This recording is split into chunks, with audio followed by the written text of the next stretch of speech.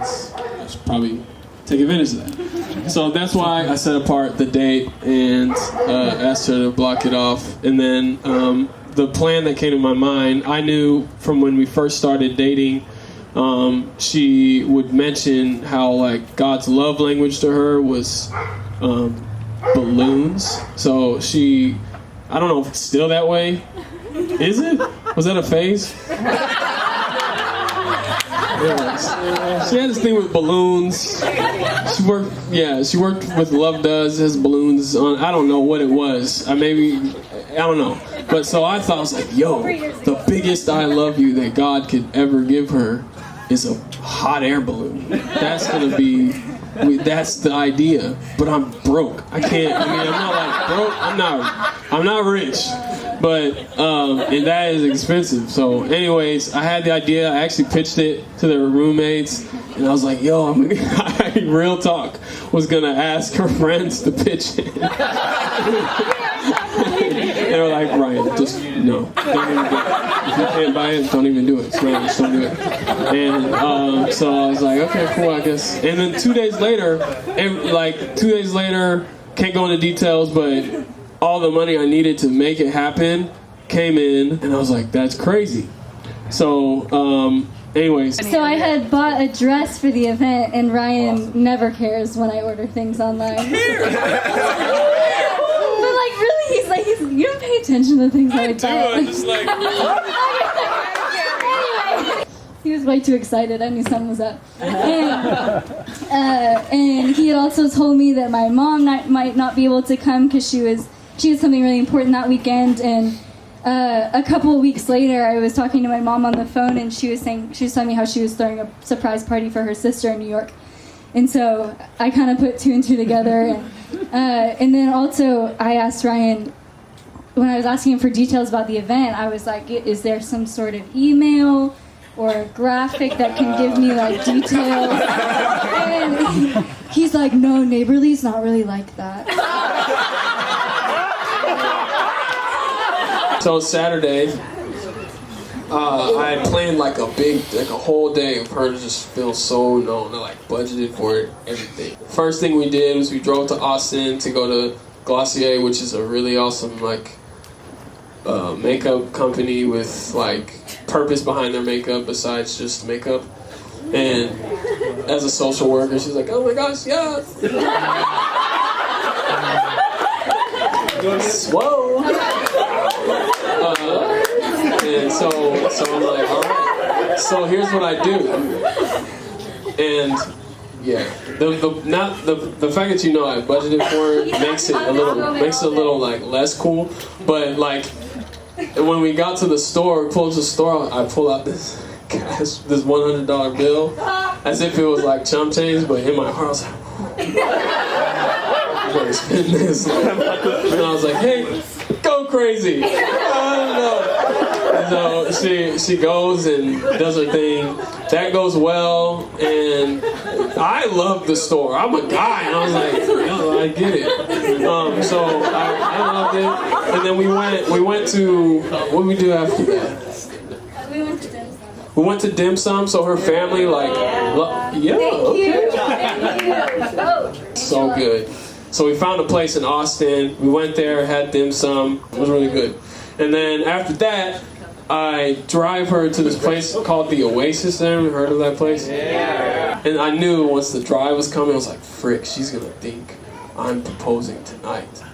And like, she's giving all the signs that I learned from Gary. He's a counselor. We found out that this is her uncomfortable sign. Like, she's uncomfortable.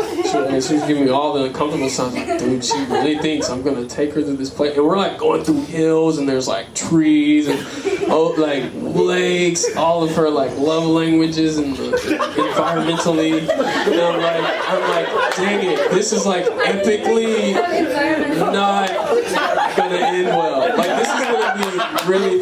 And so it's like awesome, but also scary. So we're going, we get to the Oasis, and Here we go. Okay. So this banquet that we had, this is when I thought it was all gonna happen. We like get all dressed up and we're driving up to this place and it's beautiful and I'm like, surely, obviously this is when it's it. And I'm like shaking all the things and we get up there and we get to this restaurant and we like walk out onto this like lookout where you can see the whole lake and I'm like shaking. This is when it's happening.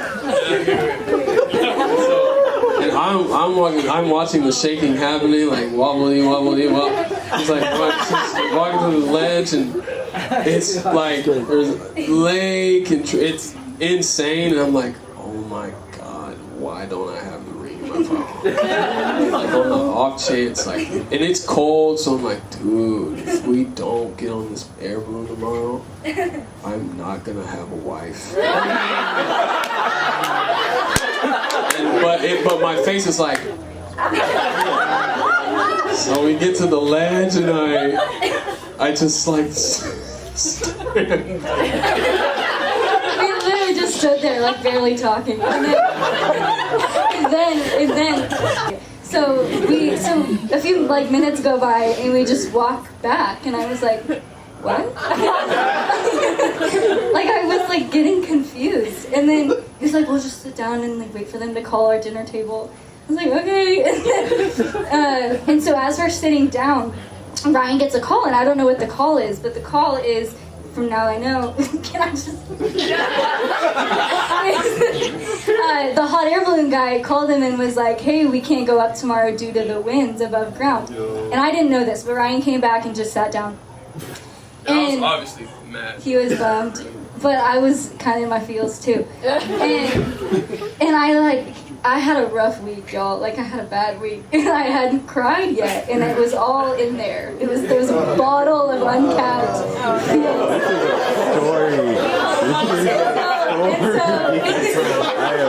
Ryan sits down, and there's tears starting to come down my face, and I was like, Ryan, I gotta be honest, I thought you were gonna propose, and I start sobbing,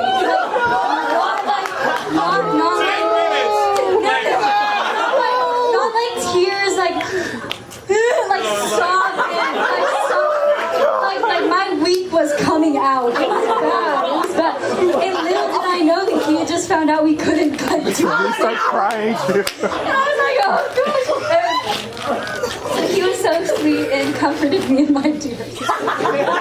And he was like, I can't say anything, but it's not tonight. I was like, okay, I can live with that.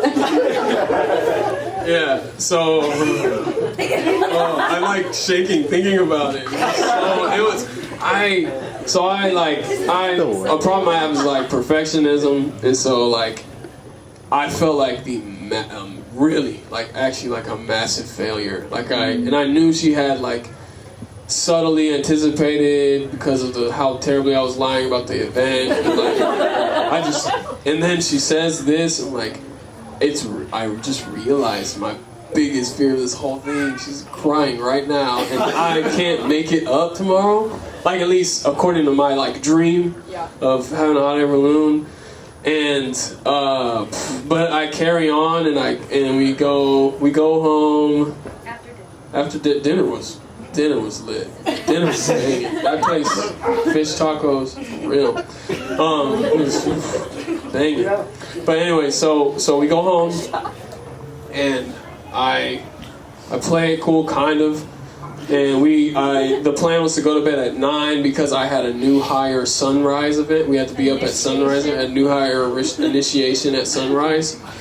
And so I had to figure out when she went to bed. I like snuck down to we were staying at my best friend's house. He has 2 guest bedrooms. We were not, we're not married yet. But anyways, so I snuck down there and I was like, yo, she like cries sometimes missing California. So anyways, and so he's like, we'll do that, and he knew where it was. I was like, you'll have to get like a balloon though, like you got to get some kind of balloon, like and put it under a rock, and when we get there, there'll be a balloon floating there to say I love you. It may not be a hot air balloon, but it'll have air in it. You probably Okay, so we wake up at the crack of dawn. I'm like trying not to be mean, and we like get ready. We drive to this lookout, and I'm hiking. We're like hiking up to the lookout, and I see this one singular, like 2 feet tall balloon of a minion. Like, and I was like, what fool? Like, literally, who did this? Like, my crazy person. Okay, so yeah, we're crawling, we're hiking up there. I had kind of seen a little gray box in his pocket. I was like, all right. So we get up there. I see the minion balloon. I thought it was like a total stranger that had just left that there. Come to find out, it wasn't. And so he said a few words, proposed. So the words that I said. So I get up there and see no other balloons. I'm like, Alex.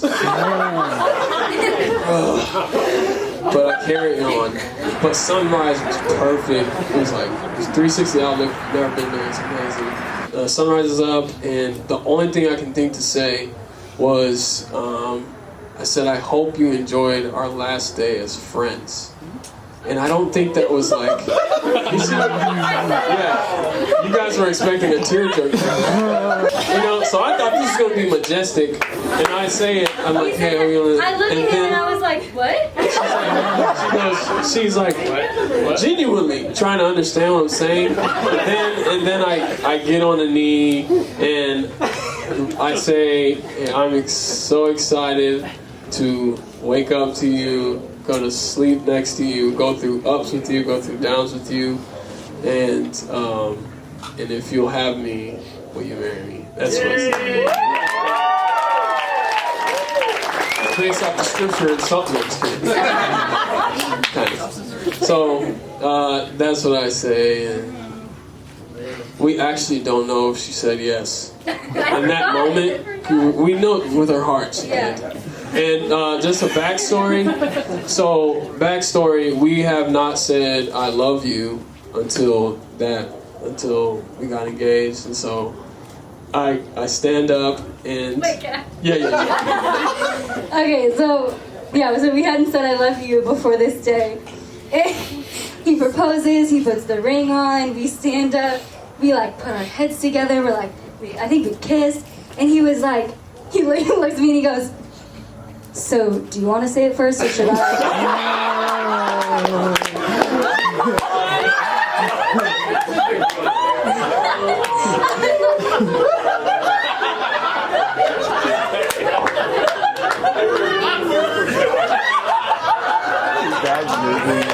And I was like, you can say it first. And so he said, Madison, I love you. And I said, I love you too. I cried more than that, yeah.